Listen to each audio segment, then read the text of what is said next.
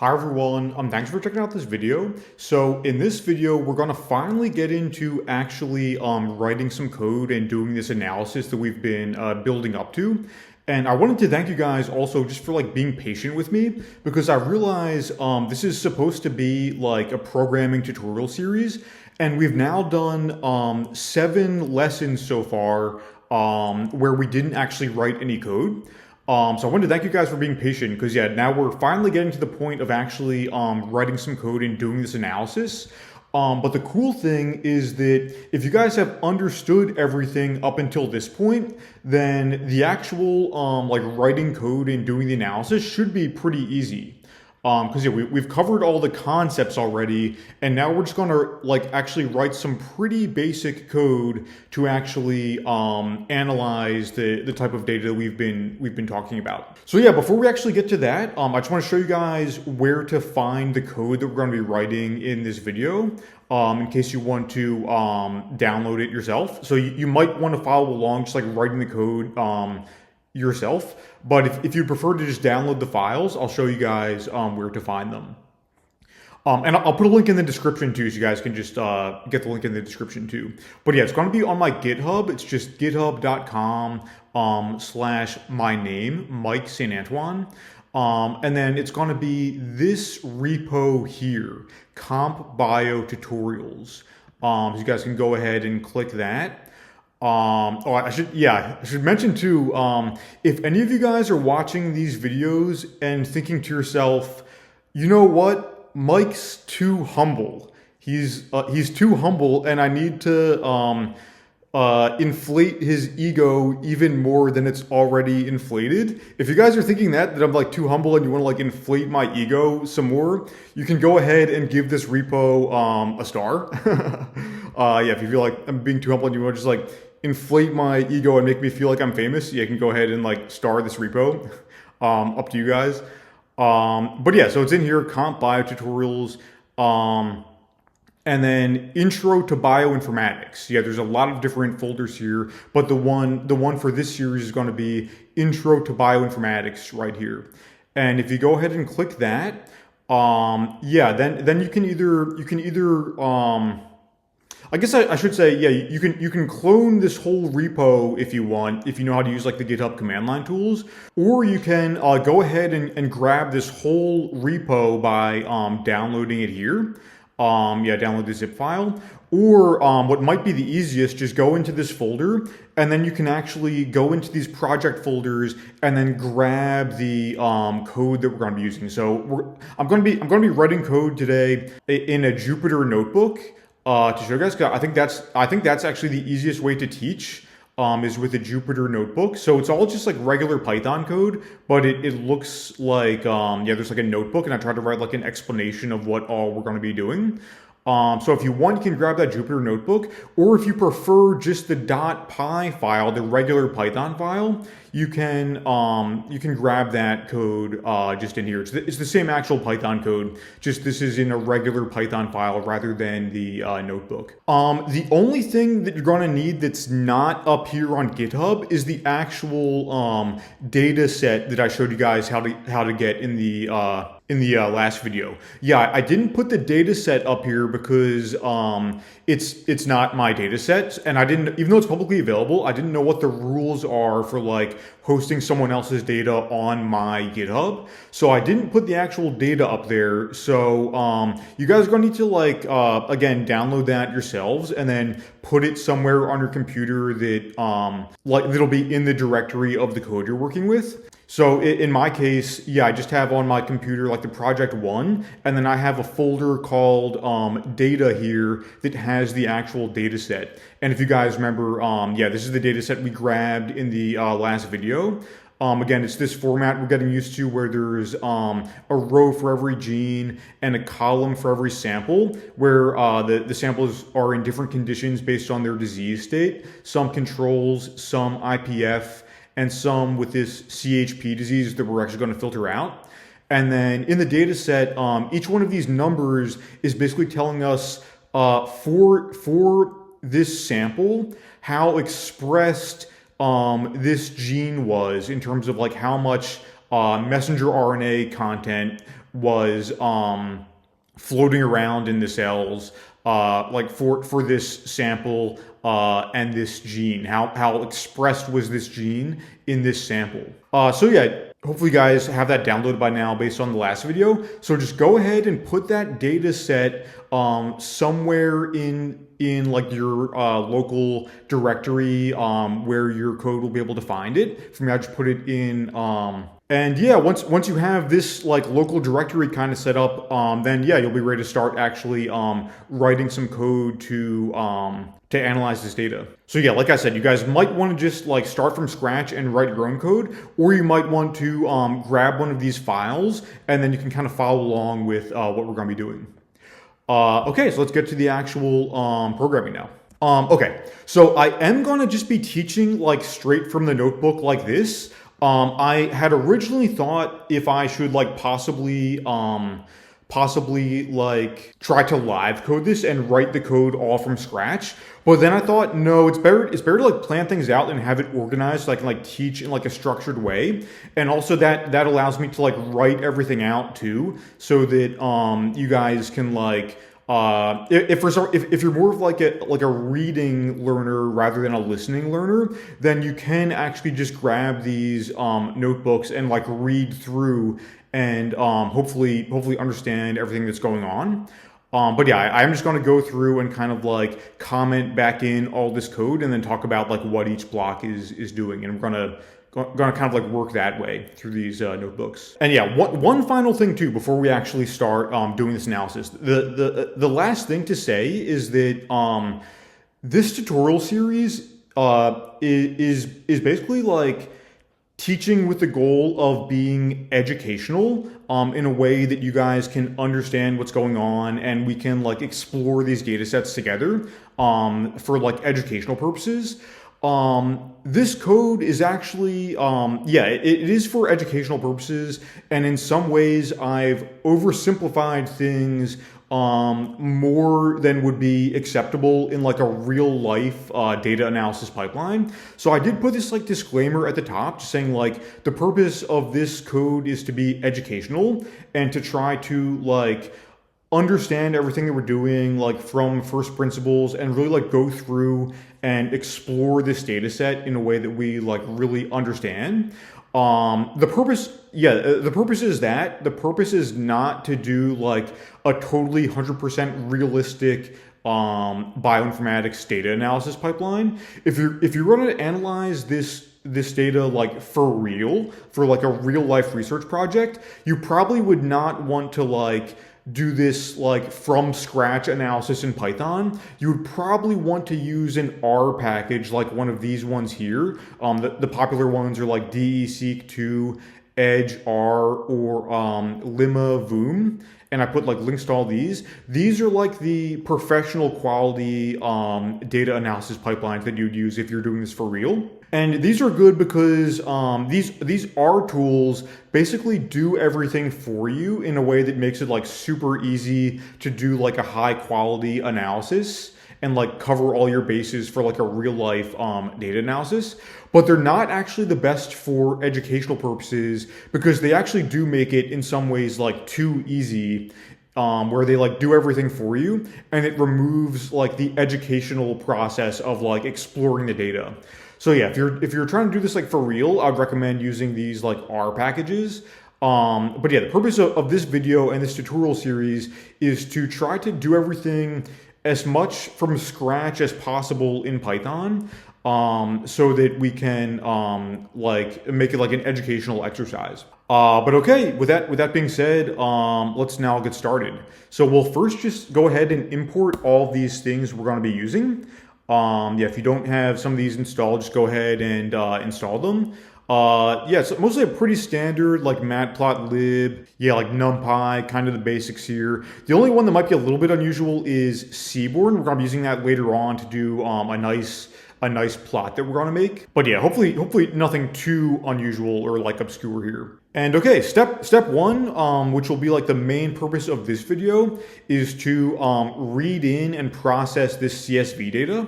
So yeah, again, just to take a look at the CSV, yeah, we again have a row for every gene and a column for every sample. And we're going to go ahead and read this into Python with basically just like the standard method of reading in a CSV. If any of you guys are pandas people, then I apologize because I'm not really like a pandas person. I prefer to just read everything in like with the CSV reader and then put them into NumPy arrays. It's just my preference. But yeah, this is how we're going to read everything in. We're going to define two empty lists, one called genes and then one called data. And then we're going to go through every row in the CSV. And for every row, we're going to put the first element in that row into the genes list that we're defining. And then we're going to put everything else starting from the second element, and then everything else, which will be like read in as like a list basically, we're going to put all of that into data. So that genes will be filled up with the names of all the genes, and then data will be filled up with lists, so that data itself will be a list of lists of all of these expression measurements. So yeah, we're going to go ahead and run that block. And then yeah, so something to note too is that the first row was the sample labels. So we're going to go ahead and pull that out of data and then put that into another list called samples.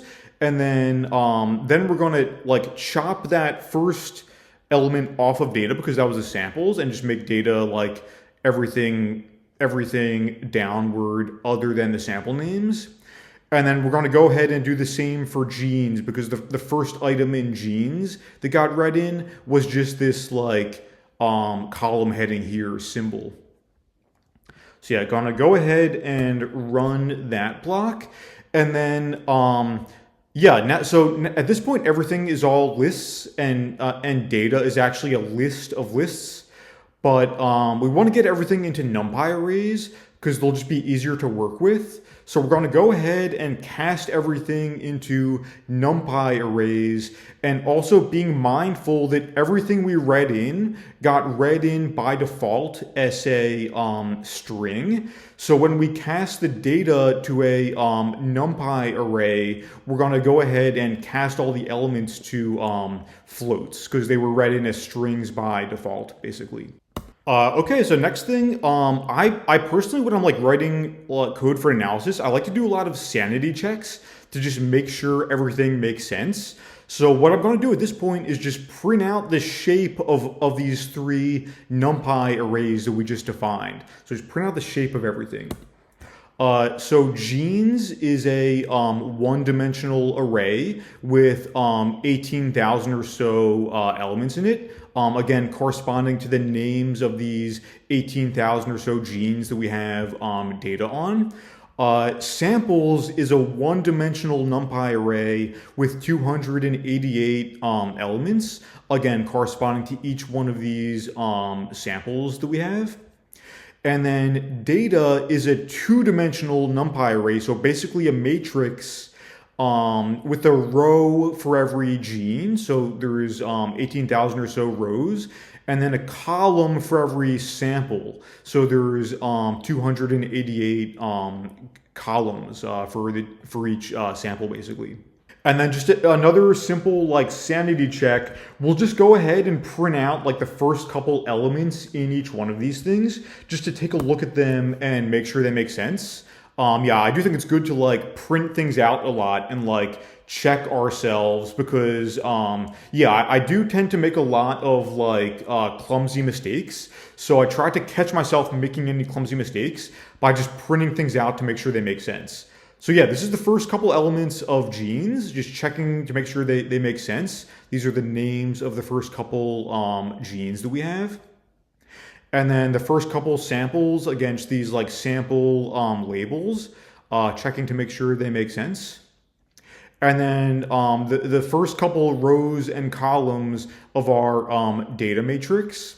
Again, yeah, just checking to make sure they make sense. And also making sure that they are floats. Technically, we could have cast them to be integers rather than floats, because they are these like integer counts. But yeah, I just decided to just make them floats because eventually we're gonna like normalize everything in a way that will require floats anyway. So I just decided to make them floats.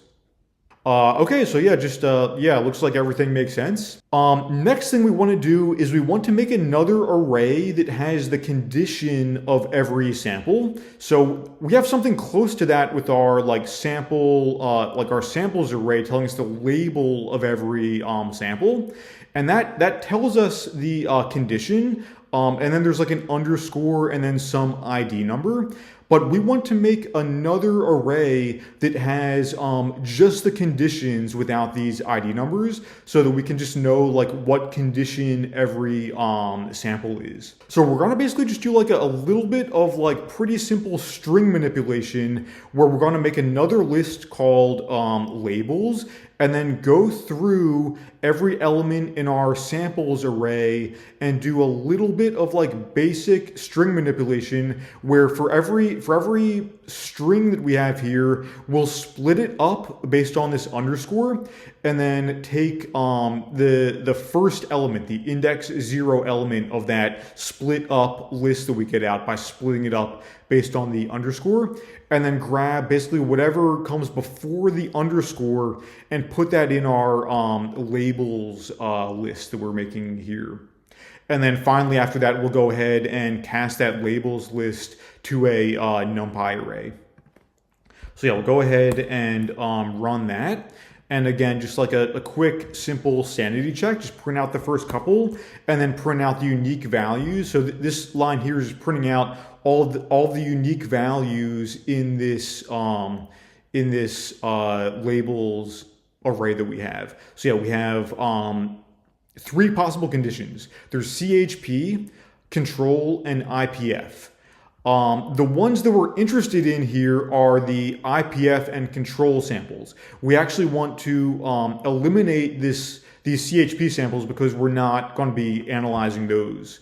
We want to focus on the controls and the IPF samples. So yeah, the way we're going to eliminate the CHPs is basically just with a little bit of like NumPy slicing logic. So I'll show you guys what this looks like, how we can do this like Boolean NumPy array slicing. So if we do something like this, just say like labels not equal to CHP, we can get some like Boolean logic going like that, where if we do this like Boolean condition check on this NumPy array, it will return another NumPy array that has Boolean true false values based on whether every element like doesn't equal CHP. So yeah, these first ones are coming up false because these elements do equal like CHP for their sample condition. And then these other ones, if you get further in, they're coming up true because these elements do not equal CHP. And then once we have that like Boolean array there, we can use that to take a slice of the columns of these other arrays so that we can like slice out and just select only the columns of data, for example, where the label is not CHP, and go ahead and select those out and like redefine data to equal only those columns of data. And then same thing for samples, and then same thing finally for labels to basically select only the elements where the label is not CHP. But for genes, we're not making any changes because genes are the rows, so we're gonna not be changing those at all. So yeah, I'll go ahead and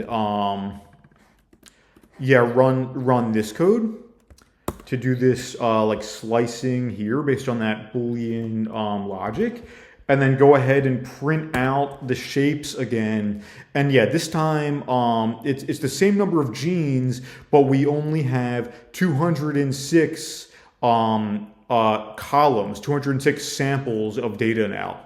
for the 103 that were controls and the 103 that were IPFs. We've now eliminated out these CHP samples. Okay, so the last thing we're going to do for this video is we're going to do a very basic normalization of this data we're working with.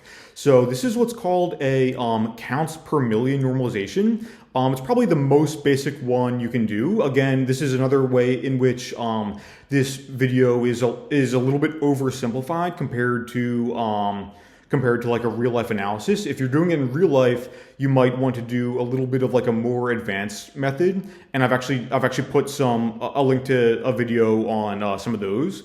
But yeah, this is like kind of the most basic one you can do. And yeah, we're gonna do this for the purposes of this video. So yeah, again, just to review what this data set is actually telling us. Every number here is a count of how many fragments of genetic material, technically cDNA, but it was made using the mRNA in the sample. So it really is like a measurement of the mRNA content. But yeah, these are basically telling us how many fragments of genetic material were found in that sample that mapped back to this to each particular gene. So it's a count of how many fragments of genetic material came from each gene, like for each sample. And for a given sample, the total number of counts, so basically the sum of all of the numbers in this column, the total number of counts is what we call the sequencing depth. Yeah, that's the total number of all of the counts for all of the genes. And this is something we want to normalize for a bit, because it could be that in different samples, maybe the experiment itself, the RNA sequencing experiment, just happened to be more sensitive in some samples compared to other samples, and maybe that stronger sensitivity just led to more measurement of the genetic content in general, and maybe in some samples it was less sensitive. So maybe in some samples you might just see like more counts found for the genes, like in general across all the genes.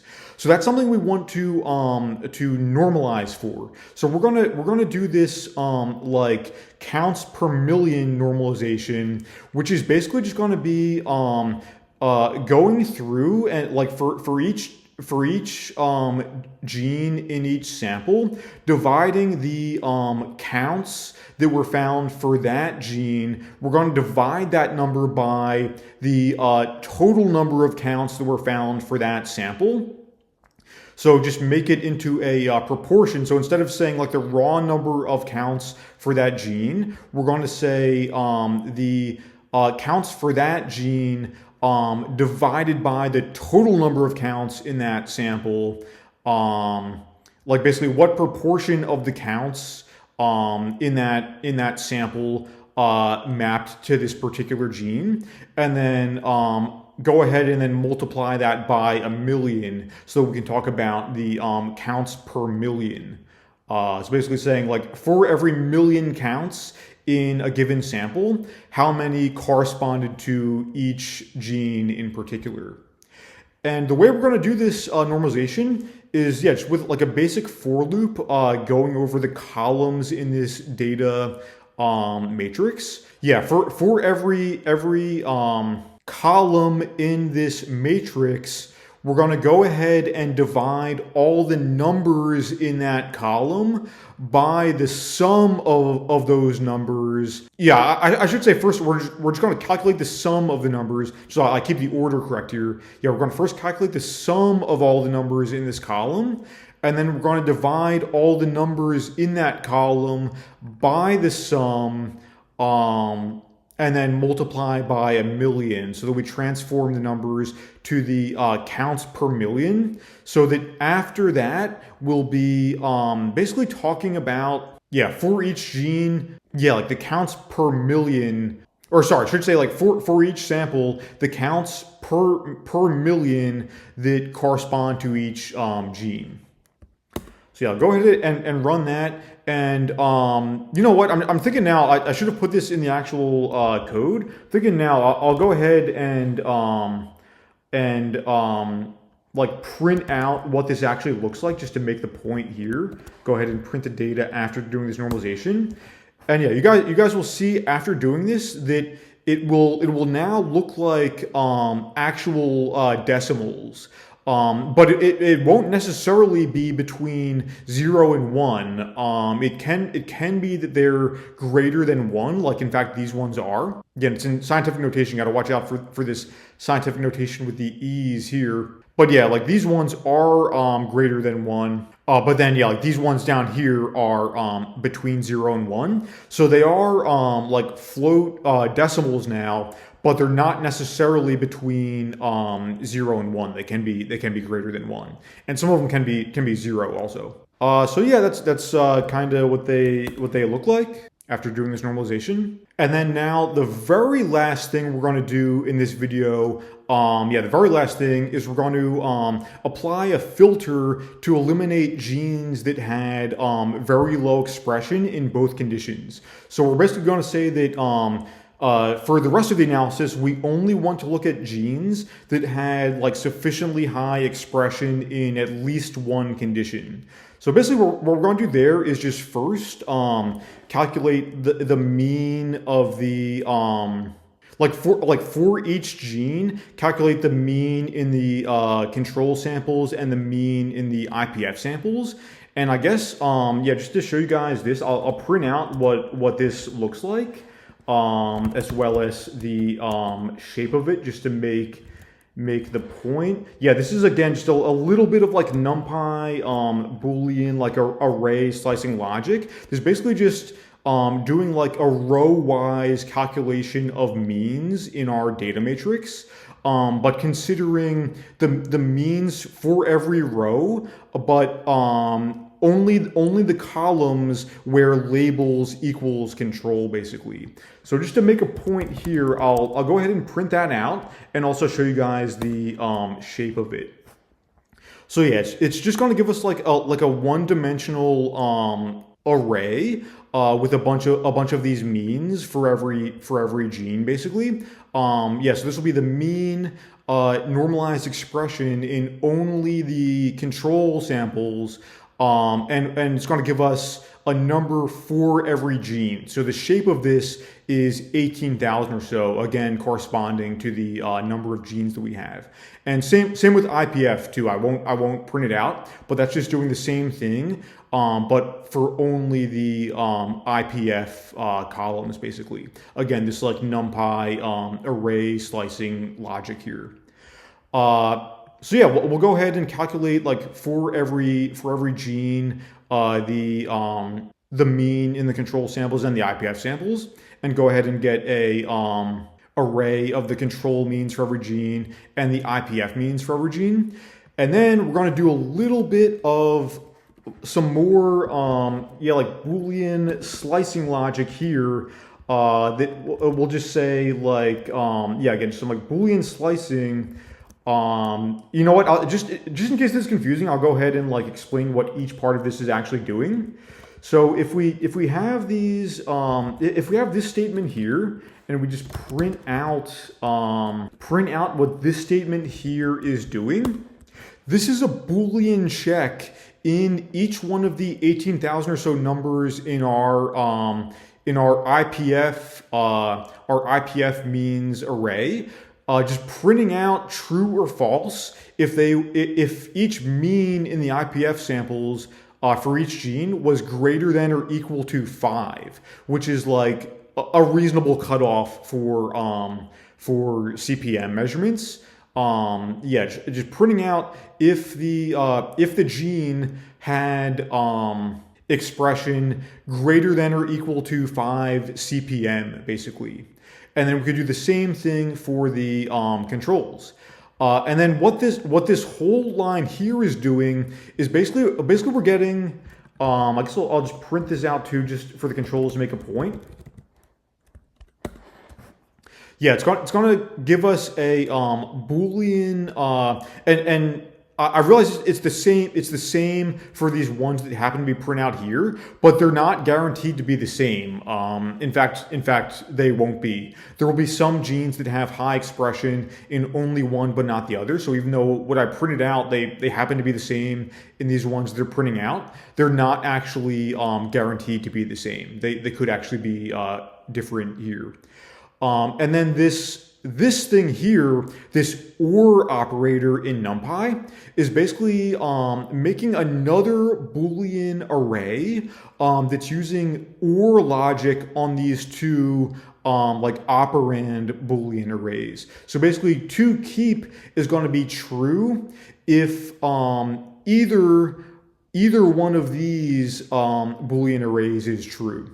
If either one of these is true, if either one had higher, like mean expression higher than 5 CPM, then toKeep will be true. But if both of them, both conditions for a gene had less than 5 CPM mean expression, then toKeep will be false. So, whoops.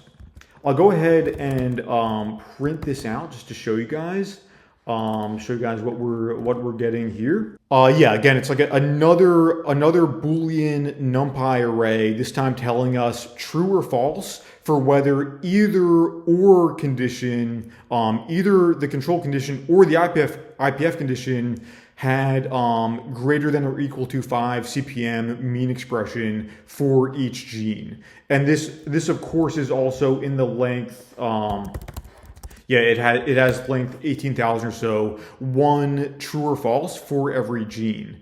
And then once we have that, we can again use just our usual like NumPy slicing logic, this time slicing not the columns but the rows to keep only the genes that had expression greater than or equal to 5 CPM in either the IPF condition or the control condition.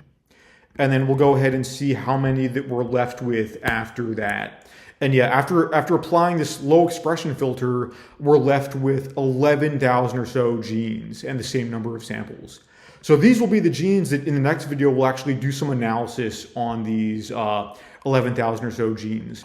Question for you guys, and I'll tell you the answer, but you might want to pause and think about this yourselves. It's good to kind of like check our own reasoning on this. But yeah, question for you guys. Why did we say OR here instead of AND? We could have also done AND logic like this. But why did we say OR instead of AND? Why did we not require high expression in both conditions? So yeah, you guys might want to pause, but I'll tell you in a second. If you want to like pause and think about it, I'll tell you the answer in a second. So yeah, the reason we're saying OR is because it might be that some genes have high expression in one condition and low expression in the other. So it might be that for say a given gene, it passes this threshold for one, but it has low expression in the other condition. And the whole point of this analysis we're going to do is going to be to look for interesting differences between the conditions and try to find genes that have interesting differences in expression between the conditions. So if a gene has high expression in one condition, maybe the IPF condition, and then low expression in the controls, that will be an interesting difference, and we want to keep that gene and be able to analyze that difference. Basically, we don't want to filter out that gene before we even start the analysis. So yeah, if a gene has like low expression in one and high expression in the other, we want to keep that gene because that's a potentially interesting difference that we want to be able to have our analysis detect, basically. So yeah, we require high expression in at least one of the conditions, but we don't want to make this an AND check, because if this said AND, then that would eliminate these potentially interesting genes that had only high expression in one but not the other. So we want to keep those interesting genes where they're high in one but not the other. We don't want to get rid of those. Last thing to tell you guys, another note about like simplifications in this analysis.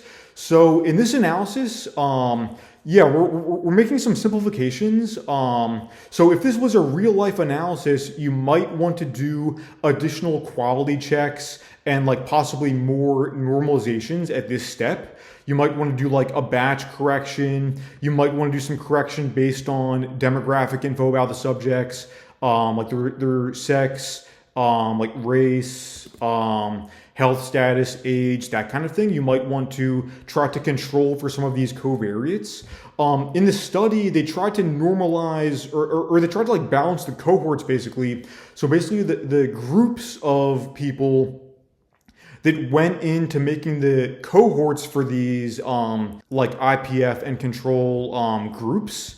They tried to balance the groups based on like age, sex, and race, so that they're somewhat balanced.